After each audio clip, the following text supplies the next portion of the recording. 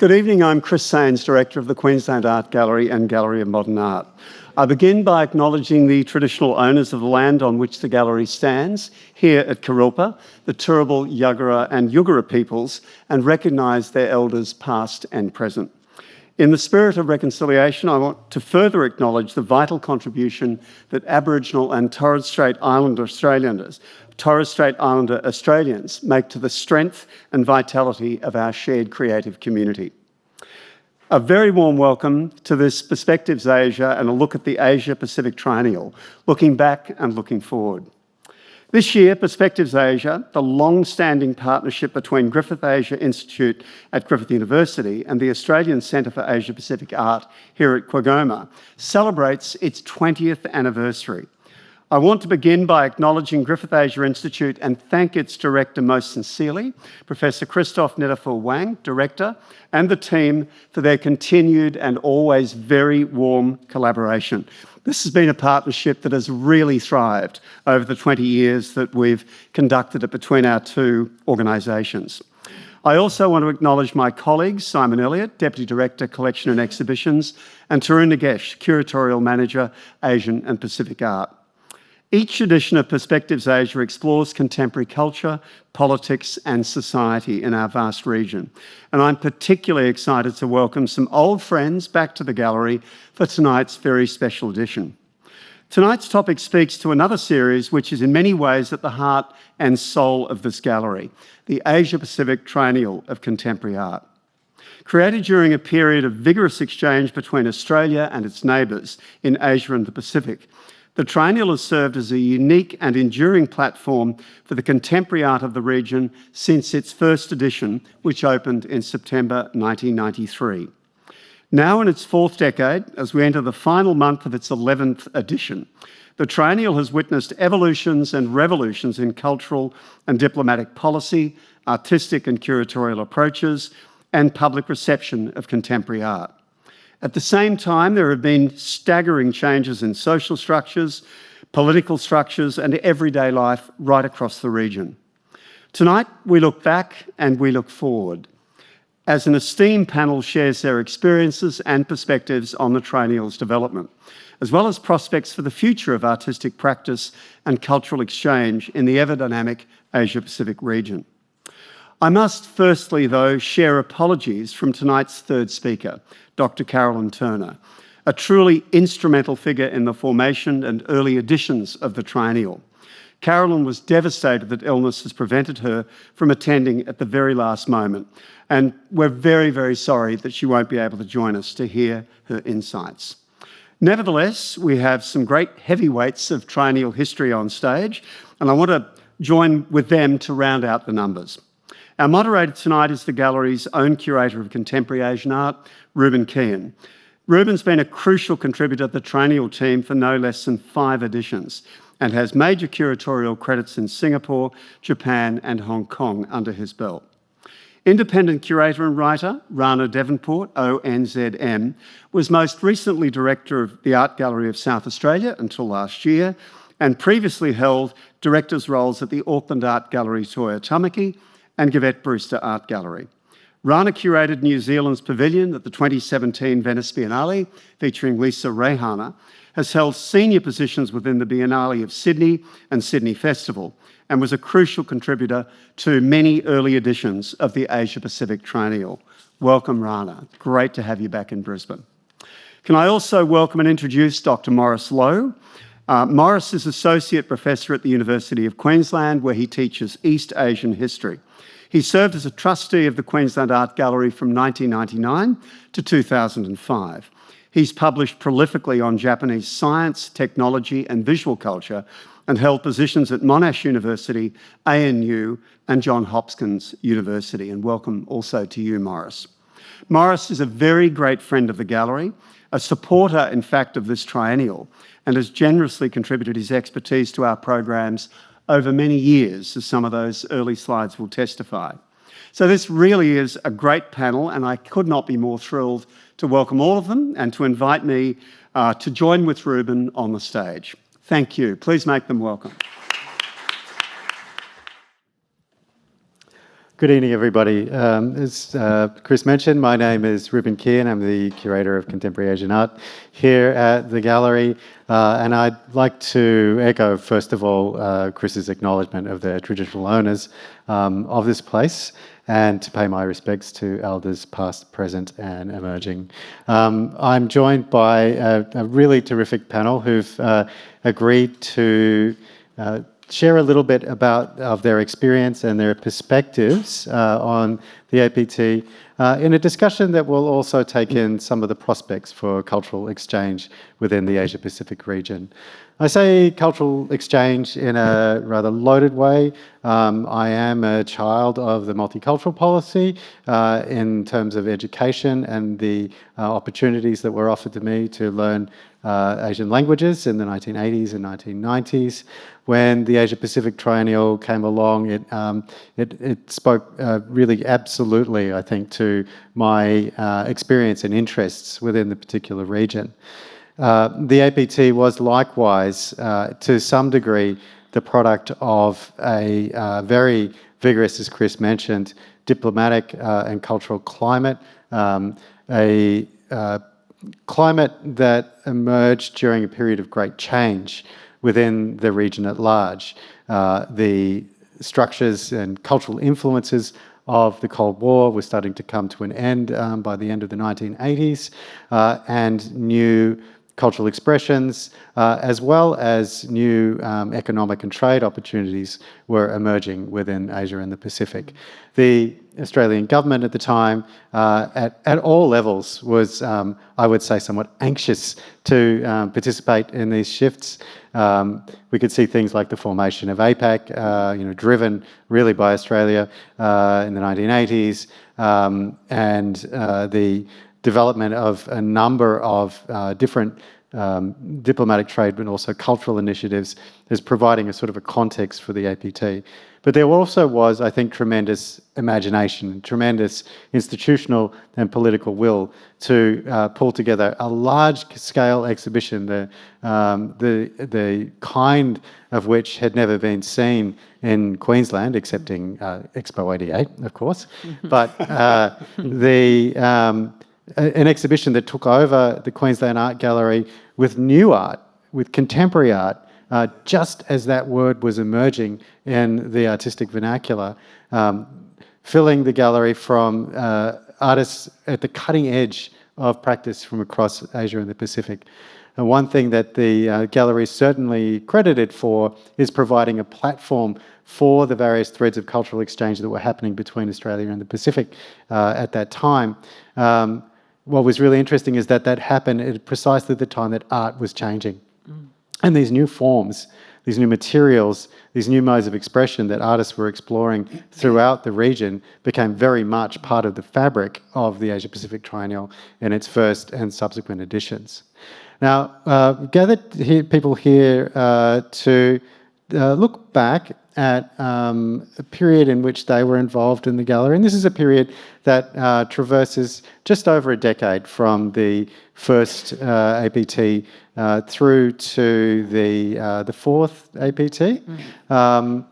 Chris, you're our director, but I'm talking to you now in your capacity as a former employee of the Queensland Art Gallery, looking back on your role within that. So I thought I'd ask our panel, first of all, just to briefly introduce themselves. Chris has provided the official introductions, but I'd really love to know about your individual engagements with the gallery, and in particular with APT, starting with Morris. Hey, okay. Yeah, you're next to me. Yes, let's think.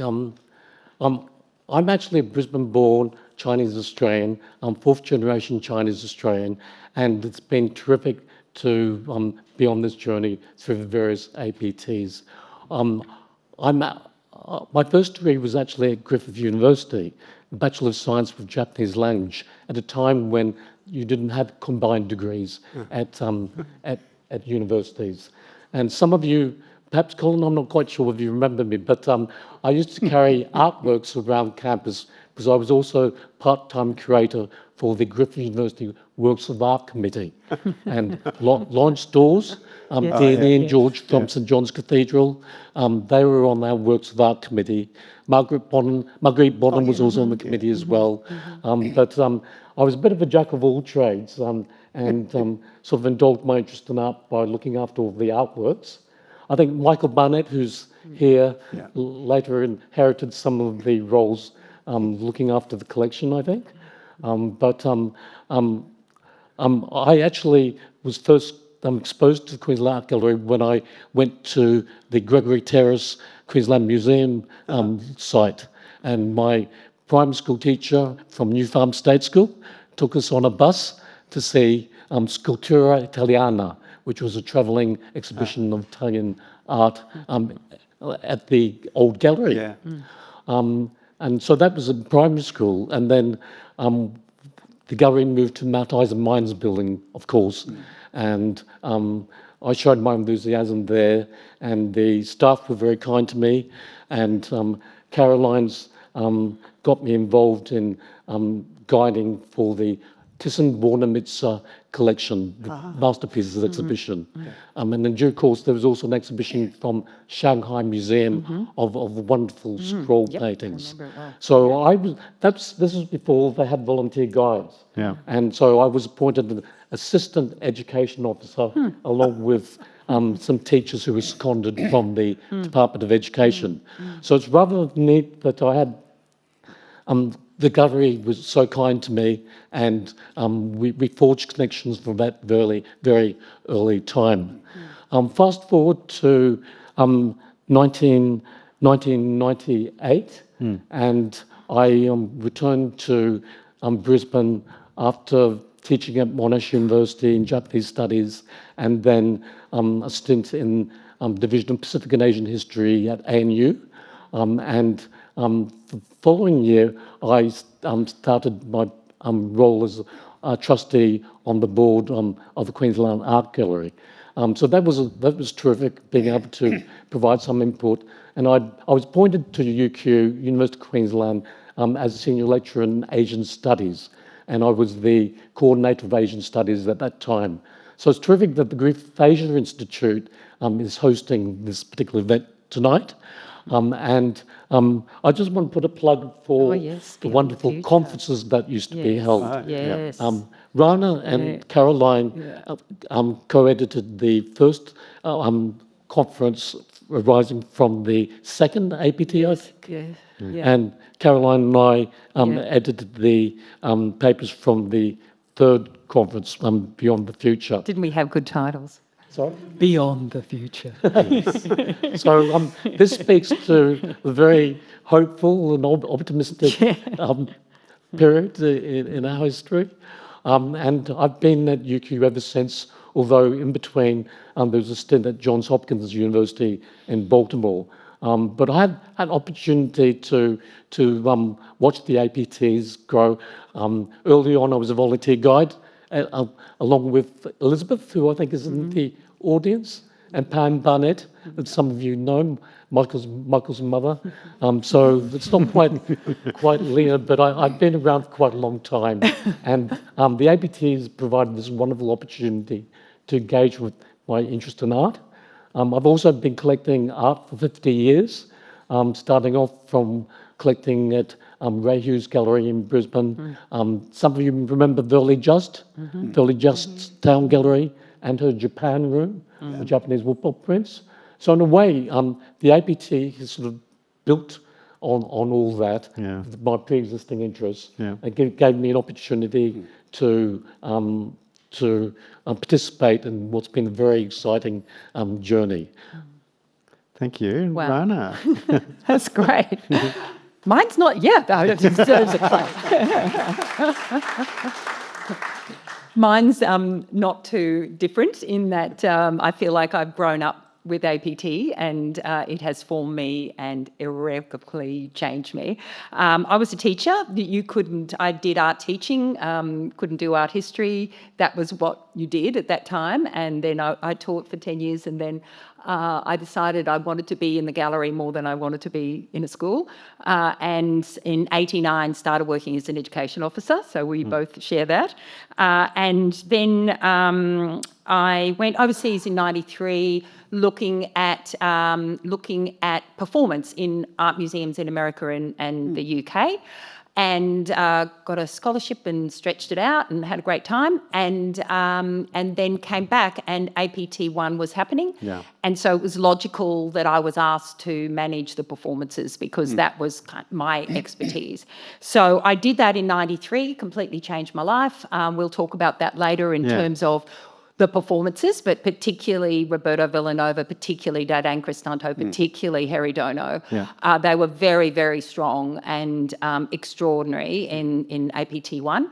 And but I really want to give credit to Christine Clark and to Caroline, because they were there at the very, very beginning, and I was absolutely not involved in any development of the first one. I just was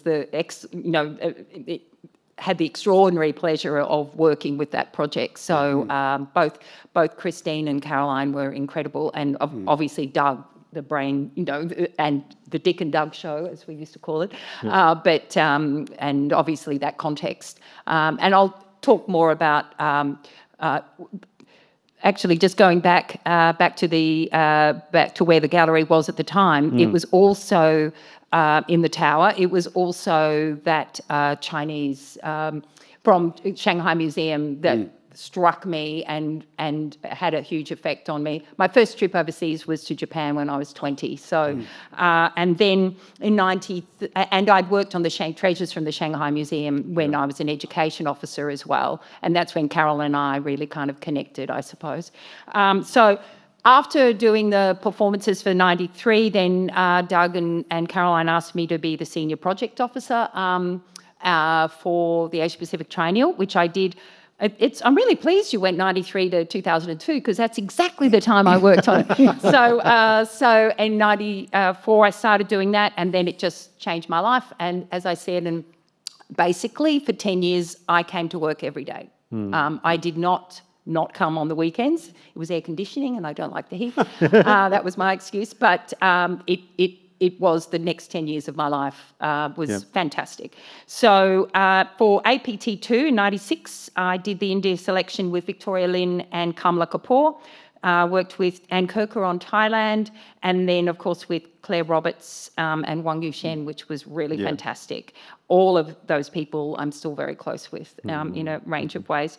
And then APT3, Crossing Borders, and that's when Li Mingwei, Sai Wu Chung, Lisa Rayhana came on the scene with the Walkers project, and that was hugely impactful and started a very long relationship with both Sai Wu Chung, but particularly with Li Mingwei and Lisa Rayhana that continued.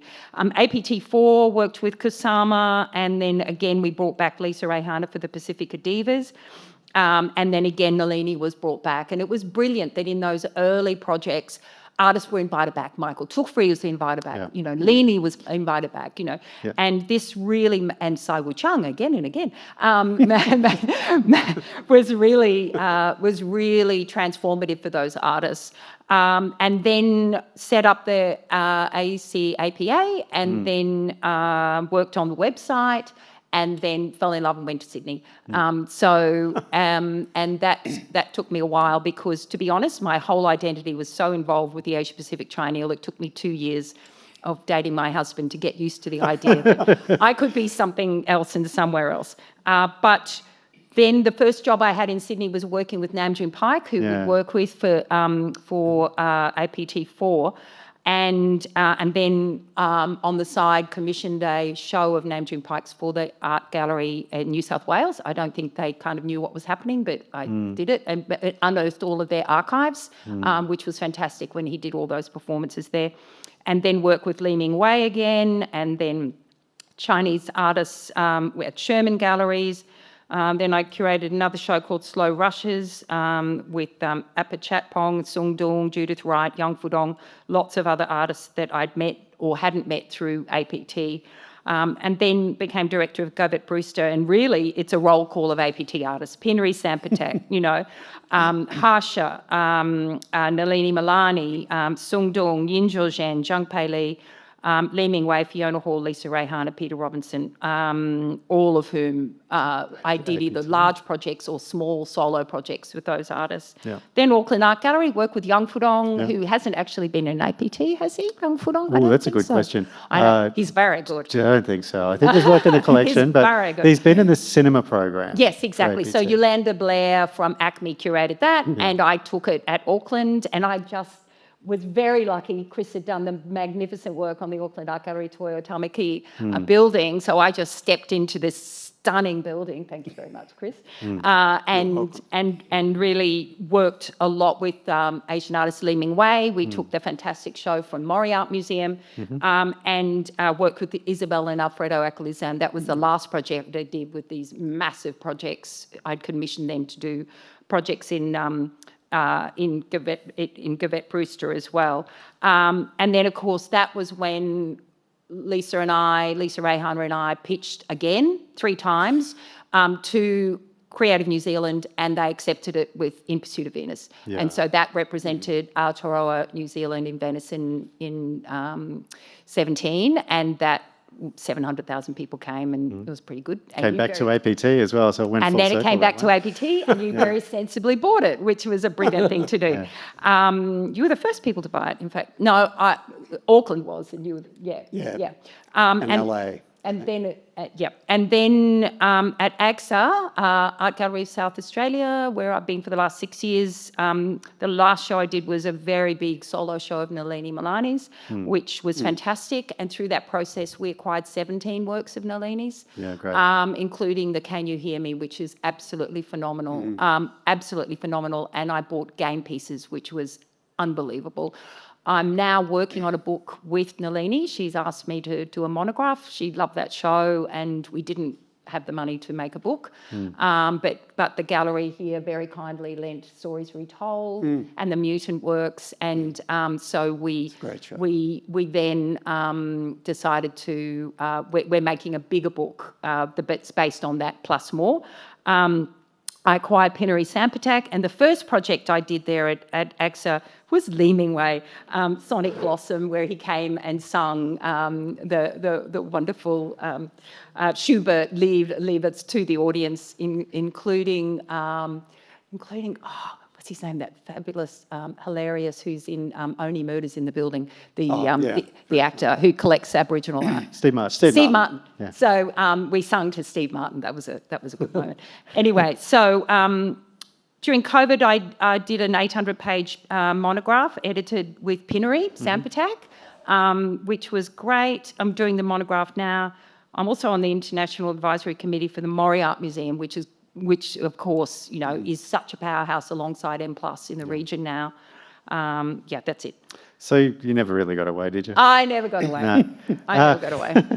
I should say that many of the artists that Rhana's mentioning are rotating in fairly random order in the slides behind you, which gives a bit of a snapshot of the APTs of that period, using some really recently digitised slides that our terrific library team have put together.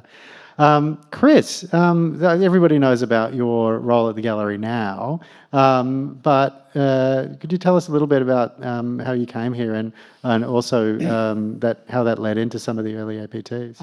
I came from Victoria, from McClellan Gallery, where I was working as a curator for a number of years, and started off in education. So we've all got that education background. We sat nearly opposite each other, I think, for many years in the education department here. And then I started in 84 at the gallery, and then in 86 moved in, 86 or thereabouts, moved into a head of curatorial and exhibitions and all, similar brief to Simon's role at the moment. And that meant that I was involved more in the background of APT1. I was more in the project space, managing resources and all that sort of stuff, working with the curators. And Carolyn and I went around and actually also determined the first list of acquisitions. And I do want to acknowledge Carolyn in her absence. Yeah. She brought an immense amount to the thinking surrounding the establishment of the APT. Yeah. But Rhana's already referred to the Dick and Doug show. For those not in that loop, Dick Austin was our very distinguished and very effective chair of the gallery, chair for I think about 6 years. And Doug Hall, of course, was the youngest director ever appointed to the gallery. And I think he was about 34 at the time he came from Bendigo. And the other key character is Wayne Goss. Wayne Goss put the first money on the table, and that was a $600,000 ex gratia grant, and that really enabled APT to happen. But there was also a very important group of people, Alison Carroll, Yeah. I think would have been here if she could have been, but she's got a project on She tonight. does pop up in a couple of slides. Yeah, Oh, yeah. Alison was involved, So of course, in AsiaLink at the time. Yeah. We dealt with AsiaLink a lot. I'll also mention Neil Matten. Neil Matten was part of DFAT. Yeah. And I think DFAT's an important connector here. Yeah. And also, I know Claire has been mentioned already, Claire Roberts and Nick Jose, who were in the gallery a couple of weeks ago or a couple of weekends ago. I think looking at APT 11 still involved, still a generous donor to the gallery. So they're an important group. And I think that there was a kind of a committee formed at the beginning which consisted largely of about, I think it was David, it was Carol, and it was Doug, Alison Carroll, and I may have missed... T.K. Sabathapathy? Could have been, not sure he was on the committee, but Apanan Poshananda was very instrumental in the first three particularly. And remembering that the APT was set up to be only a 3-exhibition sort of sequence or series, that was kind of given up on after APT 2, when I think everyone thought, we've just got to keep going. And that really is what happened. And no one really thought about there being a fourth or being a fifth, I think, by the time we got to 2, because the public reaction to it just exploded. It was all contained in the galleries, of course, at QAG at that time. And 60,000 people came to the first. But the thing that I remember most vividly about APT1 is the way that performance from artists from Asia just blew the city away, because Sydney was kind of more the centre of gravity in Australian performance art. Sure. But here we were getting all of these artists, and none of us can forget the impact that had on all our lives. I think we had the Dud and Cristanto work was reprised about 2 months after I came back to the gallery in 2013. Yeah. It was a lovely link, actually. It was. It was just the most extraordinary work. Yeah. And, of course, Brisbane was invited to leave letters about those who were lost, those who had been killed, those who had been obliterated, I think was one of the terms Dudung used as well. And every day these letters would almost miraculous. You didn't necessarily always see people putting them down, but you turn around and there were letters which had often fallen open, and with the most moving and extraordinary stories. People were writing very heartfelt things back to Dudung's invitation to speak about their own loss. That was, I think, one of the most profound things for me about the beginning of the APT in the city. But I think I'll leave it there. I mean, I've been involved overall with 8, 9, 10, 11. Yeah. It's been a great privilege to be involved as director in those, but really it's the team. You know, it was Aaron, it was Zara, it's Tarun, who have just led a terrific APT team across the last 5. And that's been an amazing ride in itself, but I'll leave it there. Thanks, Chris. That's a really good place to leave it, because we're going to talk about, I did want to talk about performance, because it is one of those mediums that I mentioned was really coming to the fore within practice within Asia, at a time when Australian museums had a little trepidation about it. There's a sense of danger to it. There's kind of unpredictability. There was a difficulty in staging it. How do you collect it? All of these kind of conversations were happening. And it has also become one of the most kind of, often the most iconic images of past APTs, are these extraordinary performances. And you sort of see a few coming on the screen. Rhana, you know, you mentioned coming in and working on some of these performances. What were some of your experiences at that time, and how did you mediate that relationship between the artist and the institution with these very kind of unexpected projects? Yeah, thanks, Rhana. Again, I wasn't involved in any of the selections, so that incredible first group made some extremely astute decisions, and I think that's another thing to make mention of is the co-curatorship model. So the fact that there was a person in at the gallery. Linking in with an expert in the field, whether it be Claire Roberts and then the person in country, which meant that and Caroline, I remember on my first trip later, on research trip, she said, Rhana, you're there to listen. Don't speak, listen. And hard for me. But it was incredible about learning from really taking the advice of those in country. It meant, of course, like for the 99 APT, there was 70 curators and there was 70 artists. And we absolutely were hammered in the press about that. I think the quote was never before have so few been curated by so many. So many. But what an incredible hotbed of ideas and discussions, and particularly we were also doing conferences for up to 900 people in those first three. So we were doing that on top of everything else. So and it meant then another whole sea of people, not just curators. And it was a couple of things there.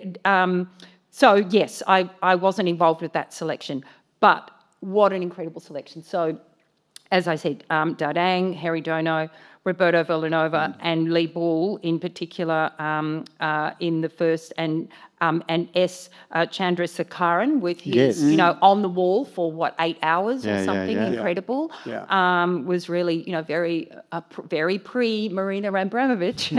but I'll talk particularly about Dardang's and Roberto Villanova and Lee Ball. But with Dardang's, I think the foresight for Caroline and yourself and Doug to acquire that work had a tremendous impact on Australia, I think. And to see a participatory work, a social practice work to some degree, was really, nobody had ever seen anything like that. And that work touched people's hearts. And with Roberto Villanova, I mean, it was incredible. The work was called Ego's Grave, and it was a raku pit, the size of a human, very deep, and a very large grave that was covered with ceramic. And then it had to be fired. So there was this process of actually firing that pit. And so hay bales were brought in, a big stack of hay bales. But a raku firing of that size would take 3 days. So with raku firing, as everyone knows, you have to stay with the firing. So we stayed at the gallery for 3 days and we slept on the hay bales at the back of the gallery. And we didn't think about it at the time. Doug said yes to all these things. But literally it was Roberto, myself and some of the dancers, that because there were 7 dancers involved. And of course, with Roberto, he was diagnosed with leukemia while he was here, and underwent treatment. He didn't go back for quite some time. And I sent him to this is a little personal, but you asked for a story. I sent him to my acupuncturist, and she rang me as soon as before he was diagnosed, and she said, Rhana, he's really sick, take him to hospital now. And that's when he was diagnosed. He did go back to the Philippines after treatment. He passed away, I think, within a year and a half. But the next project he did was a massive project in Japan where he created very, very large stainless steel acupuncture needles to pierce into the earth to activate the meridians of the ground. So and this is something, when you think about the Akulizans, you think about, Santiago Bosa and Pat Hoffey and Visaya, this was very personal. These were very personal relationships, and them the artists participating in APT and being surrounded by that love and support, and it was love and support from everybody, allowed something to happen with their practice that I don't think could have happened anywhere else. I know that happened with Heridono, and Dardang, of course, lived here for many years. Christine and Chaitanya fell in love. There's a lot of love stories. But so I think, and also these artists could not do those performances in their countries. Dardang was had got over a broken leg because he was attacked, because he was protesting. The political turmoils in Southeast Asia in particular were very, very raw for these artists, and they knew that this was it. Grounds are never neutral. Of course, APT is not neutral. Brisbane is not neutral. That's a fallacy. But it did allow for those artists to be in safe place for unsafe ideas. To be able to present work that was received in a very, very different context, in a very warm context politically, as you've alluded to, Reuben. I think it's really important to talk about that context politically from the federal government. At that time. And then there was Lee Bull, oh God, she's fantastic. So she said, okay, Rhana, what we're going to do. So I was just meeting the artist for the first time, and what do you want? I'll do anything. And, when I was overseas looking performance, it was at the New Museum in New York, it was the Walker Art Centre in Minneapolis, it was Oxford MoMA, it was the ICA, it was Arnolfini. They were very brave, interesting institutions. So I wasn't in the least concerned about what performance might be. And so she said, well, what we're going to do, I need to check everything from the rafters, because of course it was all QAG building at the time, to test weight bearing, and we need to get climbing ropes and we need straps. And so we sent all of our technicians up and walking along, those beams to test the strength, and we had engineers come in, and we bought all of this climbing equipment, so all these straps and all of these ropes, and they were all suspended, and they were on the top of the rafters to be dropped down at this moment when the performers would perform.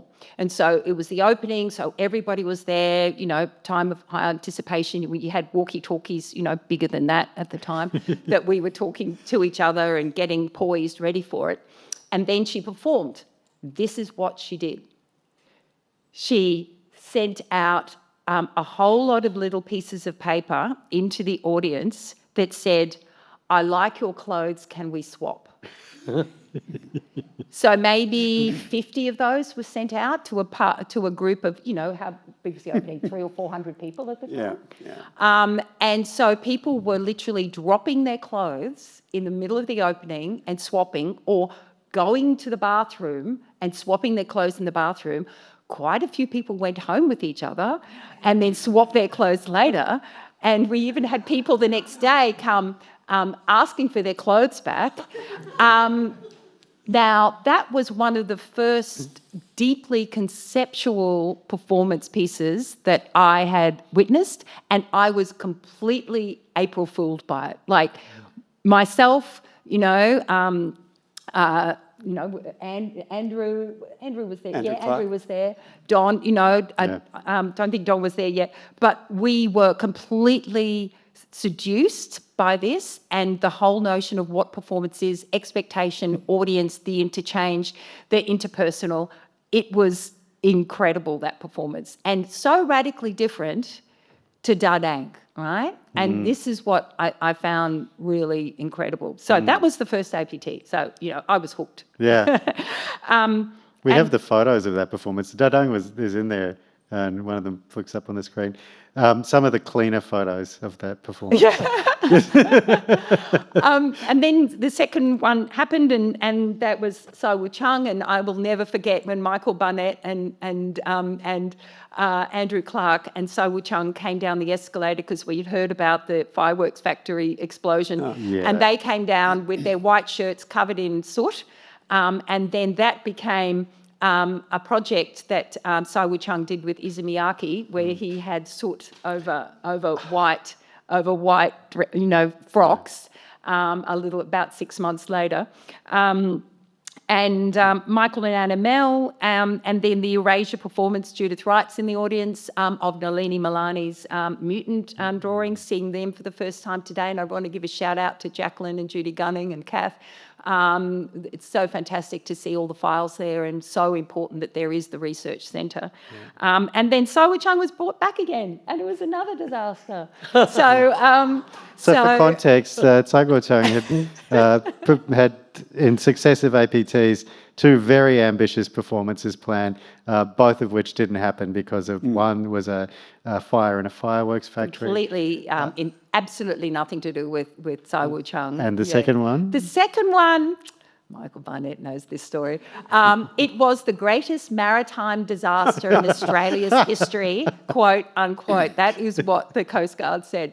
So, because it was 99 vessels filled with a spirit that was lit. The idea would be a thin blue flame, but of course no one accounted for the tremendous current of the Brisbane River.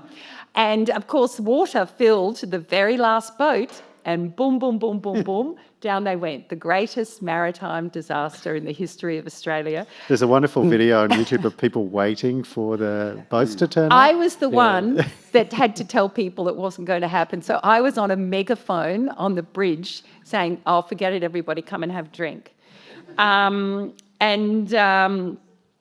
And then, and also with that one in 99 was Michael Tulfrey and Patrice Kakol-Kofi when we blocked off the whole of South Brisbane. Yep. Fantastic piece with the great Povey Tower Challenge. 10 Guitars with Michael Patakolfi, which was fantastic. Such an important, I think we roped in go-betweens guitarists and people for that. Mela Jalsma, Sung Dung's Walking Through the Mirror, Harry Dono's Transmissi at the Tennyson Power Station, which was part of the whole music festival as well. And then in 2002, of course, the Pacifica Divas. Now, by that stage, we employed Maud Page, bless her soul. Fantastic that she is now the director of the Art Gallery of New South Wales, to come and work with the Pacifica Divas project, and that made a tremendous difference in terms of the gallery's understanding of Pacifica. Right on cue, thank you. And of course Shigeyuki Kiharu, who represented Aotearoa last time at Venice, and Lisa Rehana came back again, and of course Sung Dung came back again. So performance wasn't so strong in 2002, but it was really good. And the first project I did at Gavette Brewster was bring Yuki Kihara back to do that beautiful piece, which had never been shown in New Zealand at the time. It had been shown here, but it had never been seen in New Zealand, which was incredible. So that was a few memories from performance. Thank you. Morris, so you've also been involved in a certain kind of a live activity, and that's as the interpreter for a number of artist talks that have actually taken place within the course for some major figures, Liu Fan, Saiwu Chung, others. Yep. I'm really interested in this role that language played in setting a context for some of the exchanges that took place within the region. And I'm talking about second and third languages, maybe shared languages that people found. I'd really love your insights on that. Yeah, I guess it's akin to people who in Europe who find a common language to communicate with. And as it turned out, because although I'm Chinese Australian, my specialty is Japan, Japanese studies. So as it turns out, Saiwu Chung had spent at the time around 10 years in Japan and working with people like Watari-san, I think. That's right. From Watari, the director or owner of Watari in Tokyo. Similarly, Liu Fan has a fascinating story that's fairly well known about how he left Korea to study at Nihon University in Tokyo. He studied philosophy, I think. And when you ask him about what underpins his work, rather than suggesting that Zen is an influence, he suggests German philosophy as a way into his work. More recently, he's been a bit more amenable to taking Zen into consideration, but at the time, he quite fervently suggested, there's more German philosophy than anything else. Soichiro Fukutake of Benes And Noel Schimmerfein, he also visited the gallery, not necessarily during APT time, but he was here to try to get Australians interested in working in one of his triennales, I think. Yeah, so organising Setorchi Triennial, yeah. Yeah. So some fascinating people have come through, and rather than using English, Japanese happens to be the common language. Not through any particular. They just have people happen to spend time in Japan, and that speaks to the role that Japan fulfilled in the period after the war, and especially with respect to Asian art. I remember Oliver from Sydney speaking about the role of Tokyo Gallery, and I think Yamamoto's at Tokyo Gallery in Tokyo, and that they really sought to represent, I think, Monoha artists. Well, they were showing Tansekwa artists in the 70s, so Korean artists, and selling them in Tokyo. And then Chinese artists, like avant-garde artists like Xu Bing in the 1980s, so kind of way ahead of everybody else. So it's fascinating that Japan just happened to be active in promoting some Asian artists, and artists ended up turning to Japan as a source of modernity, especially after the war. And looking into their biographical details, you can see how it all fits into the story. So it's been fun interpreting for vocational artists, not necessarily Japanese, of course. They just happened to have spent time in Japan. And it also speaks to the whole question of mobility.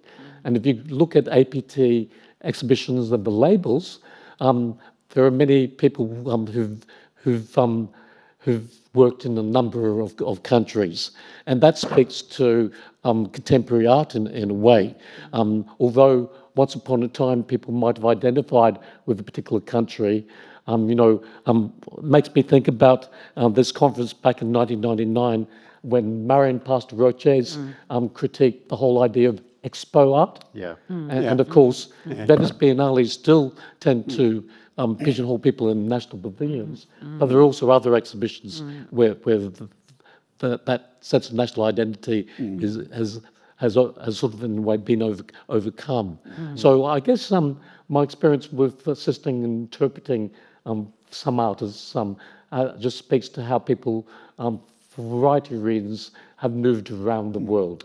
And Rhana just spoke to us about some key figures in whose lives the APT have featured. Arguably, APT may have contributed to their career, but certainly it's been a privilege to have them visit the gallery a number of times.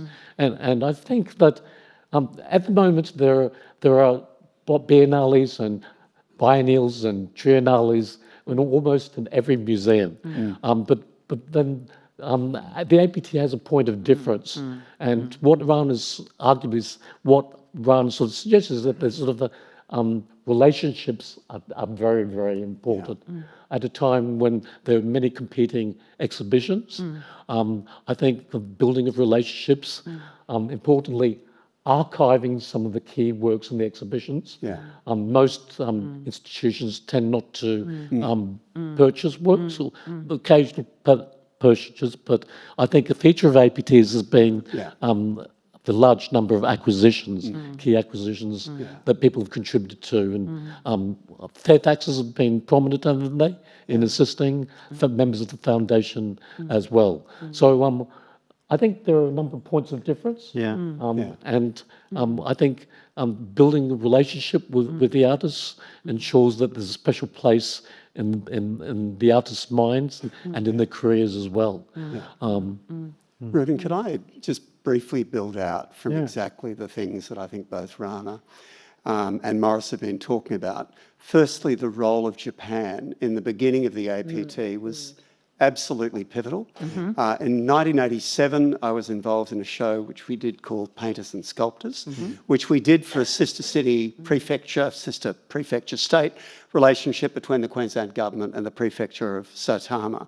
And at the time, Queensland had relationships with Shanghai and with Saitama. So that show was sent off looking at Australian art and artists of the period, a kind of a bit of a survey, painters and sculptors. And then as a reciprocal exhibition, there was an amazing exhibition which came to us 2 years later, in '89. And that's a show that those of us who worked in the gallery at the time will never, ever forget because of the presence of an ale rainbow, which ran across the breadth of the Watermall.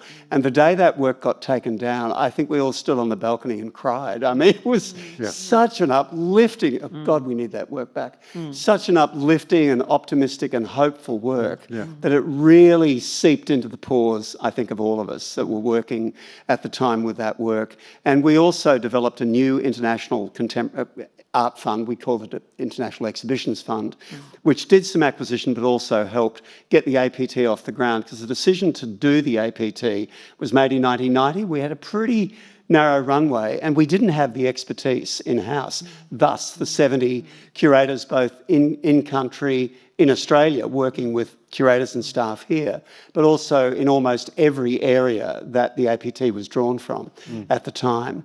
And so Japan was really pivotal. Also, I think those early acquisitions, if you think of Monty and Bunma, you think of Zhu Bing, you think of Saguo Chang, Takashi Murakami, all of those artists didn't really exist in Australian collections.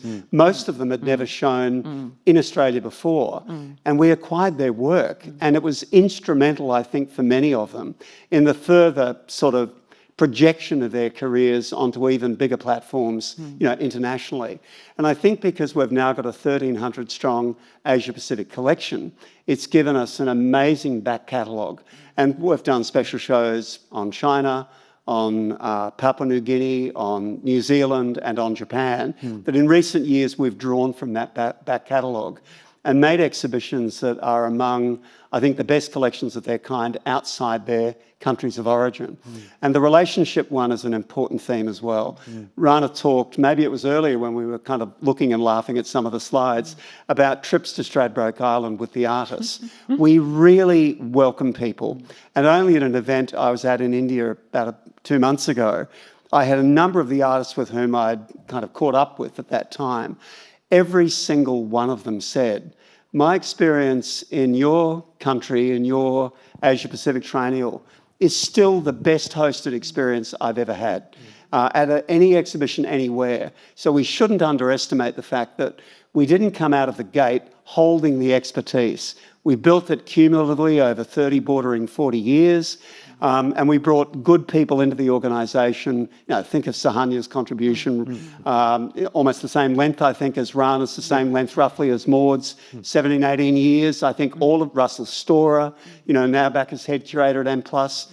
But we've sent great people out into the world as kind of APT alumni, as much as anything else, all of whom have ended up with very influential roles around our region. And I think that's something of which this project can also feel, take immense pride in. Yeah, thanks, Chris. Rhana, quick question for you, and I think the next couple of questions, there'll be quick questions with quick answers, just because I do want to allow for some time for discussion. But I want to ask you, outside of APT, how has the context for showing Asian and Pacific art in Australian museums changed over the last 30 years? It was a really good question. And, I went down the rabbit hole over the last couple of days, going back over what was actually happening. And I remembered there was, things at MCA, things, at the Art Gallery New South Wales. And it was really interesting going back over. And Fujika Nakiya's Fog piece was in the second Biennale of Sydney. Right. And then Min Tanaka did his mind-blowing performance at the Art Gallery New South Wales in the fourth one in '82. And of course there was Anne's art, all the work Pamela Zeppelin did. She wrote her thesis in 2005 on, Asia Pacific and Australian art and the connections at 1970 to 1987, that critical time. And of course, the Chinese artists, all the work that Claire Roberts and Nicholas Joes did in supporting those artists that had to leave after Tiananmen, Guan Wei, and many, many others. And so they had a tremendous, so that impact was very strong. Judy O'Neill did Zones of Love in 92, that included Morimura. Victoria Lynn did India Songs in 93, that had Nalini and Bhupen Kaka. And then Nick Joes curated Art Taiwan at MCA in 95. And of course, Asia-Link, Alison Carroll, Saint Alison, Victoria Lynn and Julie Ewington curated Fire and Life, which was a really important exchange project. And I think that one had a huge impact. 96 to 97. Judith Wright was part of that as well. Victoria Lynn then curated Bhupen Kaka, solo show, and then voiceovers with Nalini, Mariko Mori, Shireen Nishat. Rachel Kent in 2002 at MCA did Neo Tokyo, and Shazia Sikandar. So, when that was sort of, see the same names pop up, which is really interesting. But it was very specific, and they were country focused in a way that APT sort of completely shifted that focus, and the inflection was very, very different. But again, most of those people were seconded and became part of their APT team as well. Then I think so then what I think was super important from day one, and maybe it was because we're all education officers, the role of education became very strong. And, working with Barbara Piscatelli and QUT, and, APT was studied throughout the country, not the state, the country in terms of curriculum, and the whole kids APT was born. And I think the fact that we're all educators made a huge difference, and that is, I think, part of the whole, how that has shifted, and the acquisitions, and you mentioned that, Chris, and I have to say, when Suhanya came, the whole approach became much more considered, I think, in terms of, instead of going shopping at the end of the shows, for example, remembering Toba Tek Sin, incredible work of Nalini's, was acquired in 2000 when it was in voiceovers in Sydney, and then it was included in the 2002 APT. So very astute, considered acquisitions, and that beautiful 2002 exhibition that was, just 12 artists, so honed, but very much looking at acquisitions. And, it's the palimpsest. If you see those works again, you love them. You grow to love them. My nieces have grown up loving those works because they saw them when they were 3 months old. So, and they're both now curators. So there's a whole community of people, millions of people who've grown up with those works. And I think the acquisition, and I always think, what was it, Vicente Todoli said in a conversation with Nikos Papastagiadis for one of your Auckland triennials, a museum without a collection is a body without a head. So I think, thinking about collections and the way that this gallery has really, really focused on that and thinks about it all the time has meant that this is a completely different biennial or triennial to, other ones around the world, Yokohama's or whatever. Speaking about triennials, I did a count of how many triennials there are in Asia right now. 50. If you include APT, it's 51. This is just in Asia. This is not in the world. This is just in Asia. And of course, none of them existed, which is really, really interesting, I think. So, and the fact that those, I remember when Carmen Chopra said when the gallery bought Problem Wisdom, that allowed him to build a studio. And very soon after, he started working, with Rick Tiravanaja, and they worked on the land. So by making these major acquisitions, it actually had a big impact because we never worked with galleries then. We worked directly with the artists. Galleries weren't a part of the conversation. So the artists got 100%, not 50. And, I love galleries, that's fine, they're wonderful, but it was a very different world. And so I think that impact has I remember the Takashi Murakami buying that work, and then. I love that title. And that was, he studied Nihonga, is a beautiful painting. We bought Yayoi Kusama from Rosalind Oxley for $20,000. Yes. And I remember seeing it, I won't tell you its insurance value. I know exactly. I just saw it in Melbourne. Yeah, I know. Yeah. Infinity Net. But I saw Infinity Net, I saw the Murakami $20,000. at a survey in Brooklyn. Yes.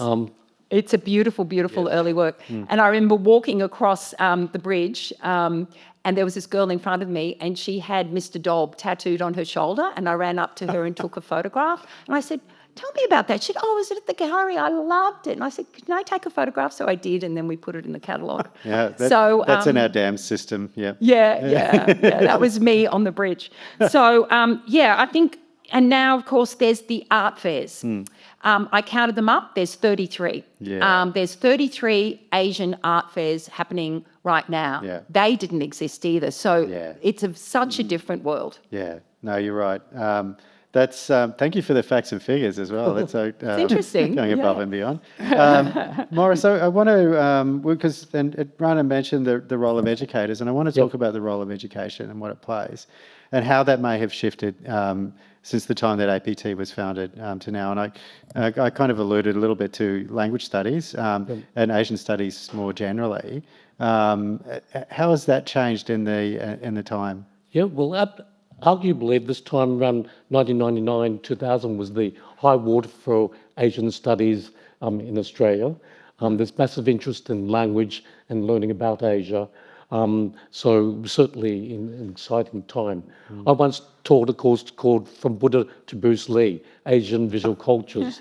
And it just gives you an indication of how people were fascinated in film, anime, art, so there's this great appetite for courses relating to popular culture and to art history as well.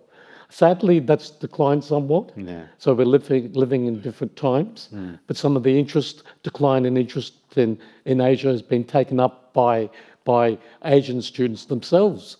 So this summer I've just been teaching a course on modern China, and the majority of students are actually Chinese students, international Chinese students. Yeah.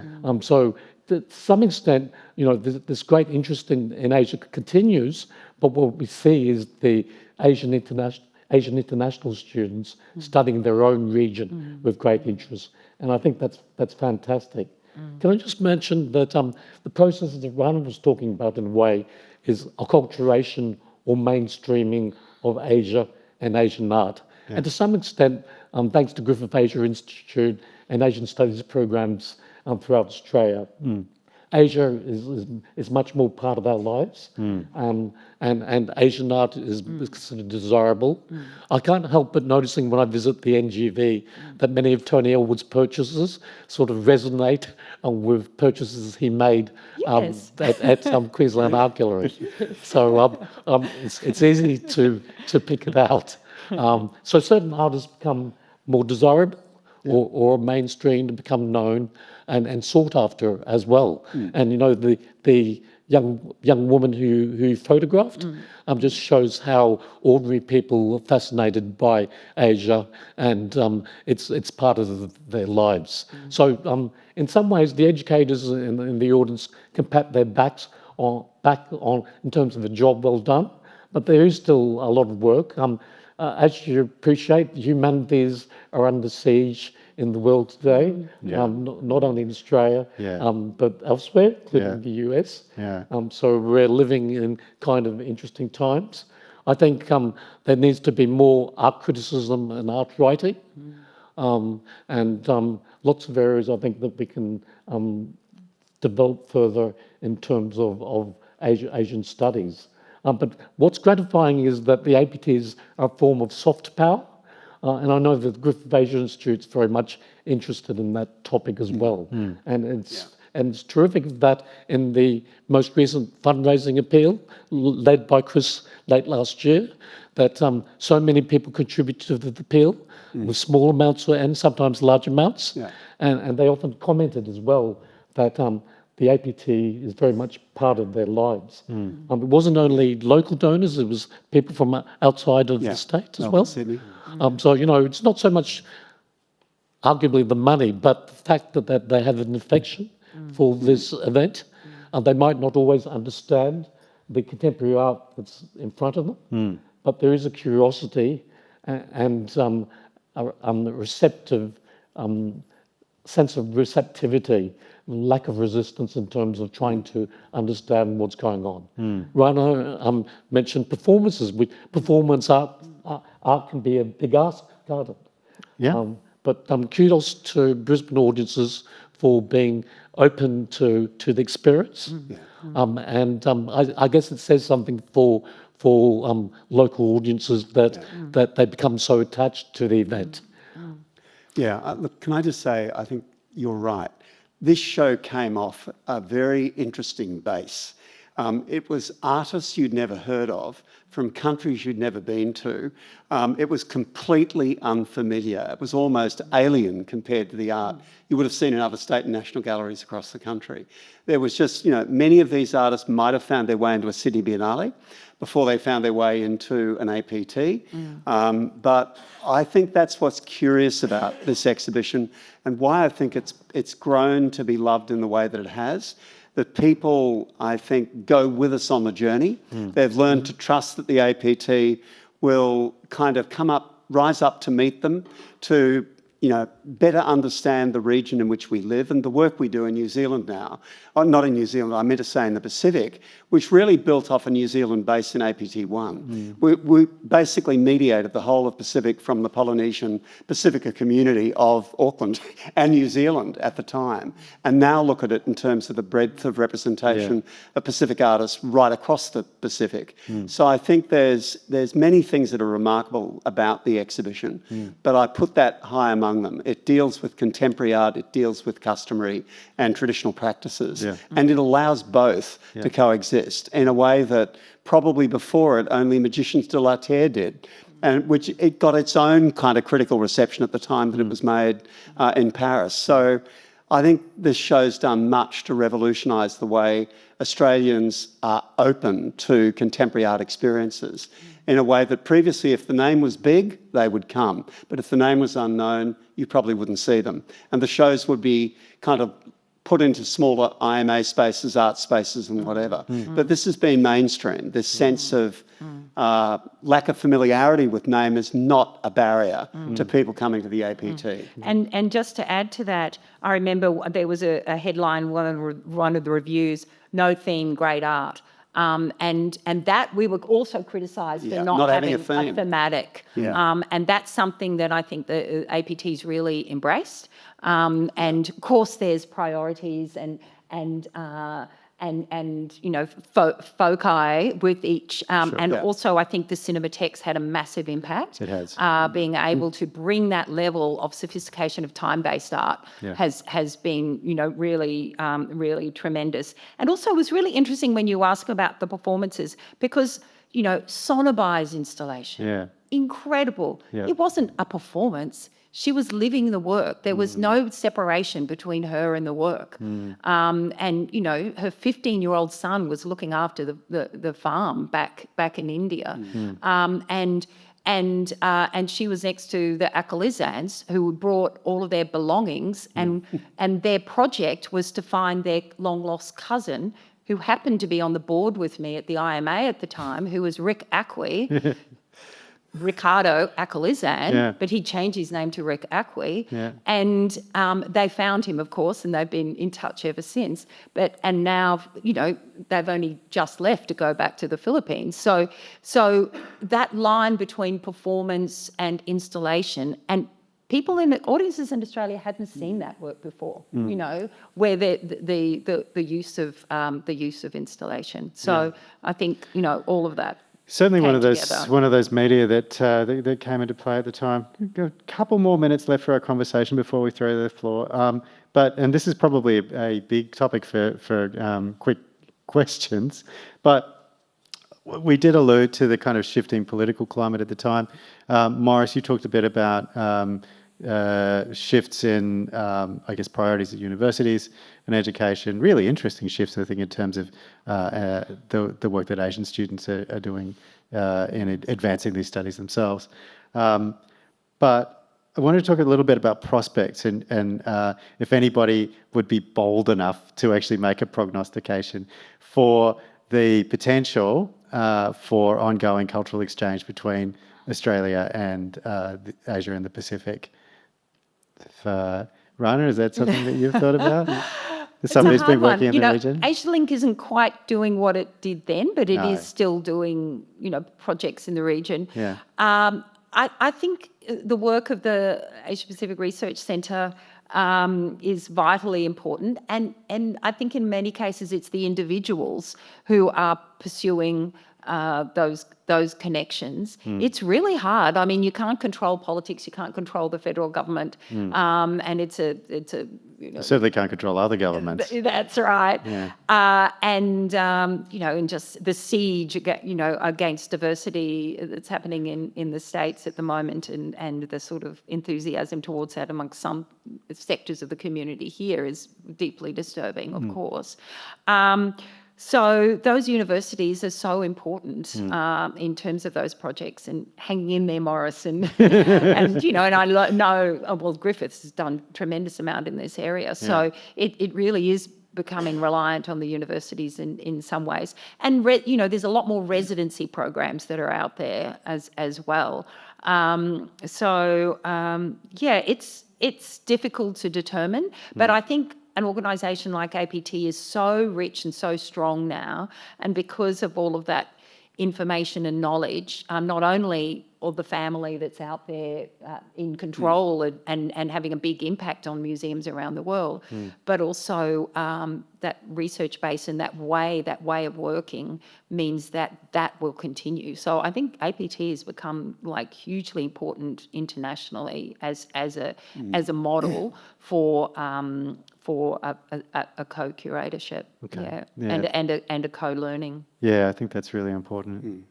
Chris, quickly? Just on the international front, I think most in the audience will know that we're sending about 100 work exhibitions, smaller scale than the APT itself, of course, but the current one's got about 500 works in it to the V&A starting in May next year and ending around early December, I think it is now. And we're also in active negotiation with an East Coast American museum. A visiting curator from that museum was here a couple of days ago, been here for a few days, looking at works that might be integrated into new displays and exhibitions in their program, which is really exciting. It's not nailed down yet, but it's pretty likely to happen, I think, based on the meetings we've had over recent days. And the fact that, when the head of DFAT, I'm not sure whether it's position is called director, it's not High Commissioner and it's not Ambassador in Taiwan, when they needed to reach out to talk about residency programs, they called us. And we duly dispatched up-and-coming Queensland artist, Grace Lillian Lee, to undertake that 2-week residency. I think only back last week or something. Yeah. So we've become, I remember when the International Council of Tate Modern came out during APT 8, and that springboarded into them returning again and again to look at the way we built our Asia-Pacific holdings. And now they're building, certainly Asia-Pacific and, of course, Australian holdings. That was not happening, when APT was launched. And I think a lot of museums globally are now looking to the gallery as a kind of point of a spear about developing collections in countries that have never been trod by any of their curatorial teams. And we've been into, I think it's 50 countries in all over the history of the APT. And it struck me when you were talking about the Aquilizans as well, and the kind of very, very close relationship. In fact, two of the family work for us to this day. Exactly. But I think also of back in the early APTs, Guangwei post Tiananmen Square, and moving ultimately, I think it was to Hobart. I think of Kadim Ali, with the takeover, the uprising of the regaining of power of the Taliban. He moved to Australia. There are many of these stories where we've become a bit of a sanctuary country as a consequence of involvement, engagement with the APT and all that it represented and said about Australia, and the way it believes in national justice, it believes in diversity, it believes in equality. And these things have often been incredibly instrumental in artists making decisions about where they even choose to live in the world. So I think they're just small stories, but they accumulate over 30 plus years.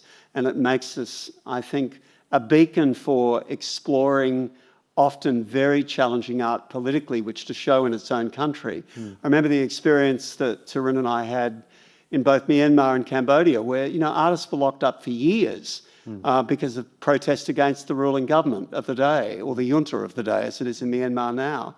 And only recently in Turkey, the uprising there, I was talking to the director of the Istanbul Modern Museum only a matter of days ago, and one of her curators has been arrested. Like, it's an unsafe world for a lot of progressive opinions. And I remember the sunflower movement, the umbrella movement, all of these things, we've talked about these things in the APT in a way that, was carefully dealt with, because we didn't want to put artists in harm's way on their return home, or as a consequence of, a local person dropping them in it back on the home front for whatever reason.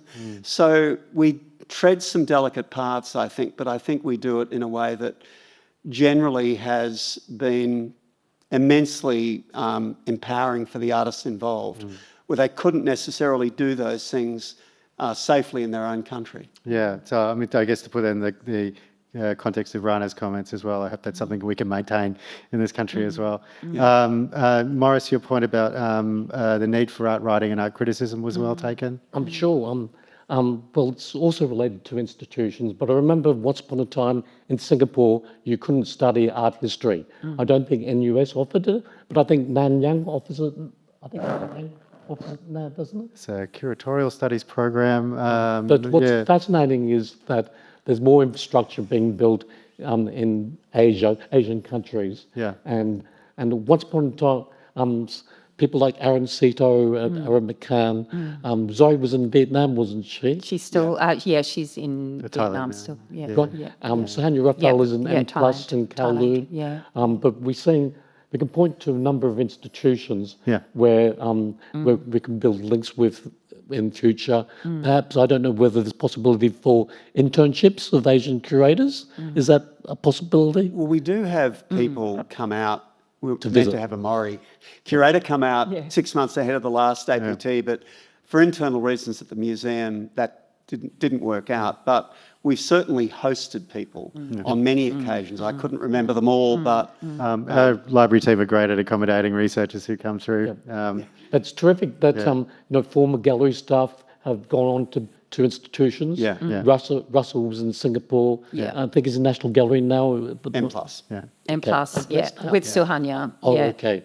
And, even though I was thinking Melissa Chu's never been directly involved, she is, of course, running the Hirshhorn, which is incredible. And what Zoe is doing in Thailand is amazing. It's amazing with her, Intangible Institute. It's really astounding. So spreading the love is great, but the next step, I guess, is to try to nurture local talent in those places. Absolutely.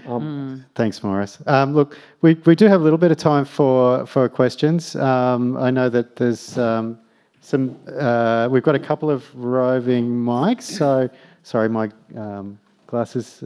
Pat has a question there, just in the third row.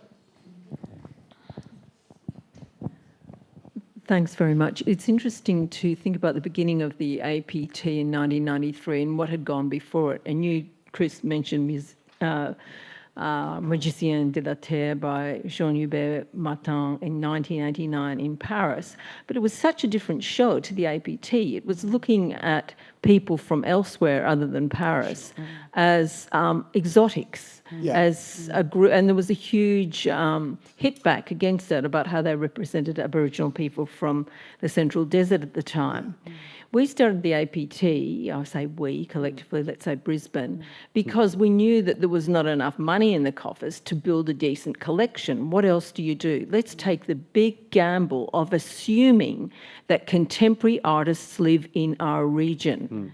And let's make the next step of asking the people in that region what they think. So it's that radical hospitality that formed the basis of it, asking and listening, as you said, Rhana, which is so rarely done now. And Chris, you're absolutely right that the bigger number of the cohort that first came in 1993 especially had never been out of their country before. They were sitting in, my lounge room saying, what is the etymological, link between your word in Malay for what I might be speaking in, say, Singapore or the Philippines. So people were meeting each other for the very first time, comparing art, comparing language.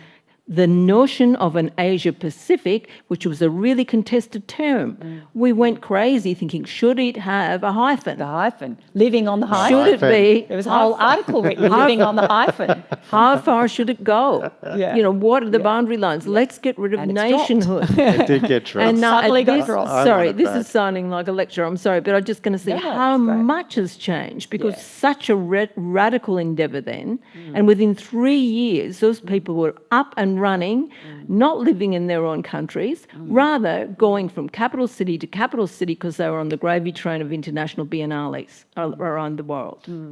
So that sort of enmeshment in local community completely changed to a globalised experience of art performativity. You're producing work for the curators. Now, let's just fast forward to now, where Chris, thank you for raising that idea about art being soft diplomacy and a way of getting people to speak and say things that they may not be able to in their own country. Let's preserve that at all costs because we have set a really firm foundation in that country, this country here, and it deserves to be supported by art and artists and those in the arts sector because they're the canaries in the coal mine. And what about nationhood? We all wanted to get away from it. COVID said, well, it works. Put up a border, put up a boundary, and some of the recent works that have been written about international crime running beneath those borders and only being able to be controlled by nationhoods cause us to revisit some of our ideas about whether place indeed matters. We've wandered far away from some of these precepts. Thank you. Thanks, Pat. Anybody else in the audience? At the back? Samit. Thanks, everyone. I'm kind of echoing Pat's question or commentary. I'm just wondering if you've given much thought to how the work that sort of, unfolded over the APT's history can be projected outside of itself. And I'm thinking here of Nikos's book, Museums of the Commons, and the way he sort of thinks about kind of institutional collaboration as a kind of way of thinking about governance, as a way of thinking about politics, as a way of thinking about political relationships and diplomacy. Can we learn from what the APT has done, I guess, centrally focused on art as a way of rethinking the parameters of regional politics? And the other quick question I have is about the conference. Do you see a future for such a large-scale kind of convening of people in the context of APT going forward? There's a couple of questions there. Does anybody want to take the first one? I'll take the second one Okay. in terms of the conference because, it was very, very ambitious. It was, particularly driven by Caroline. They're at the exhibition centre. And they were at I think maybe the first one was here, but it was over in the library. restaurant. Exactly. Yeah. But then it got really big. It did. And what was happening was that everybody was at the conference, and not in the show. So it became too big. So I think what's happening now, particularly with performances, I understand Angela Go's giving a performance this weekend. Yeah. So, this sort of the granulation throughout in terms of the talks that are happening, the decision was made in that context. But I think there's been so much critical writing that's come out of it. But those conferences were pretty amazing and kind of somewhat problematic at times. But so I think that intellectual rigour is absolutely still here. It's just manifest in different ways. Rather than, and it also seemed quite conventional, you know, like literally at the convention centre says it all.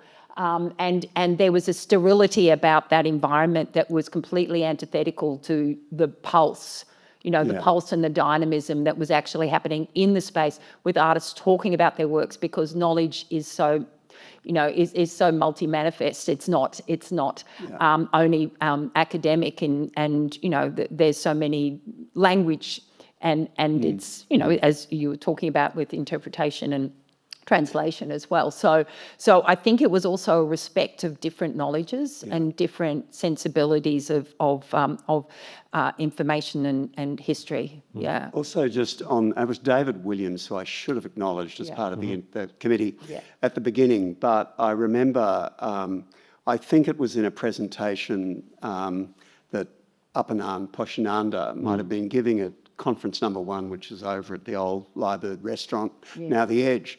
And it's not often you remember stuff from a conference, you know, it tends to kind of just fuse it over time. But he really assertively said, in response to a comment, I don't know whether it was a comment Carolyn made or Doug made, you did not invent contemporary Asian art on the banks of the Brisbane River, because we were looking out on the banks of the Brisbane River. And those of you that were there would probably remember that. It was one of the most stunning comments. And we went, oh shit, what have we done? You know? Like, have we assumed too much? Are we trying to take a position here we have no agency or authority to take? And the thing is, at the beginning of the APT, that big curatorium we talked about, when they travelled or when they met up with, you know, colleagues, Indonesia or Singapore, or wherever people were travelling.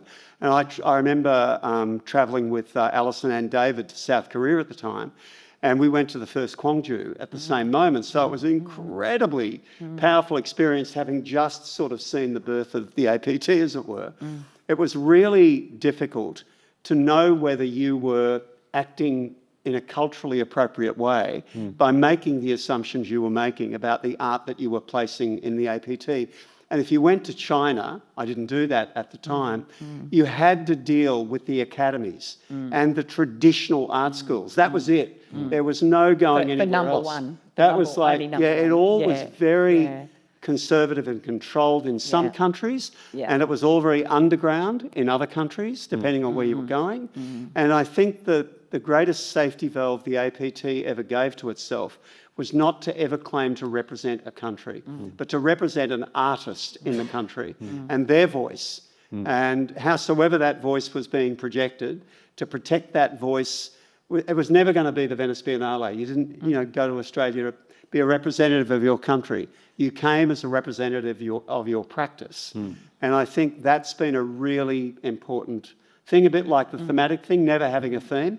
Themes kind of bubble up, you know, and they kind of, threads converge, and all of a sudden we find we're looking at one, but in the early APTs, we never set out to work toward a theme, which I think can often be very limiting, I have to say personally. I had the same problem with the Auckland Triennial. We often gave it a thematic name, and then we looked at it and thought, how much did we meet the brief here? Because we just often went where the good art was and where the curator took us, rather than, you know, trying to sort of find things that illuminated that particular theme. And it also moved away, well, it started off in a completely different vein to the star curator. Yeah, you know, of course. like who's curating the bit by, you know, Biennale of Sydney. This, you know, it's so opposite to that. One thing about translation too, one little tiny story. Hiromi Tango, we brought her in because she was Craig's partner at the time. And she didn't make art until she translated for APT, and that's when she started making art. She said, I'm an artist now. I went, okay. And look at her now. So I just thought a little kind of about translation. I mean, there's a great point. And I think Chris Upinan's example is a really good one, because it speaks on one hand of a humility before knowledge, but on the other of the capacity to actually platform the advancement of critical perspectives.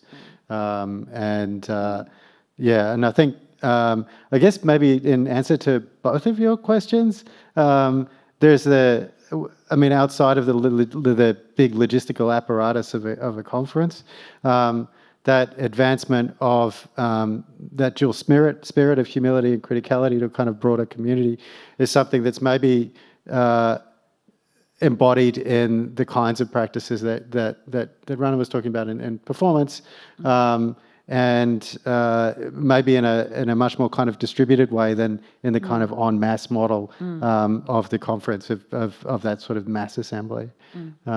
Maurice, did you have any thoughts on that one? That said, though, I do miss them. Yeah, I'm academic, so. Me too. This has been really illuminating, great conversation. Love to be able to take more questions, but I am aware we're running out of time, and I would like to let our really terrific cinema and GVSO teams go home on time. So I'm going to pass over to Christoph. All right. Well, first of all, thank you so much for this wonderful panel. I had the privilege to kind of observe the energy already in the room before everybody came in, and kind of the panel was pretty much just looking at the memories of this wonderful exhibition. And it's just been phenomenal how you carried forward this energy over the last years, and how inspiring you have kind of really told the story that you have created. I think there's a couple of lessons. Listen and learn, don't talk too much. It's very difficult for educators. We like to talk anyway. Exactly. Even an educator can become a good artist.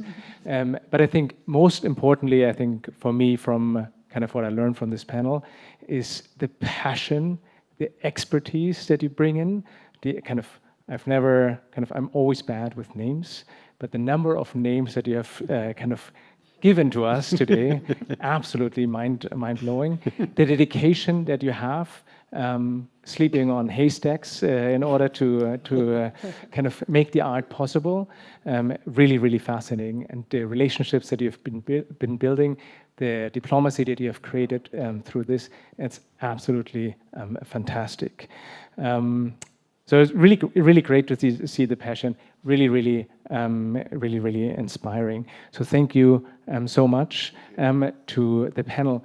I also want to thank very much, of course, the Queensland Gallery of Modern Arts for the fantastic partnership that the Griffith Asia Institute is able to garner and have with you. So Chris, Simon, Tarun, really appreciate all of this great work. We only have 20 years of history, but we have 20 years of history. So here a quick pitch. We're going to have our main event for the 20th anniversary for our Perspectives Asia on the July 24th this year. So there's going to be an invitation going out. So I hope as many as possible of you all will make it, because it's going to be actually a really interesting one as well.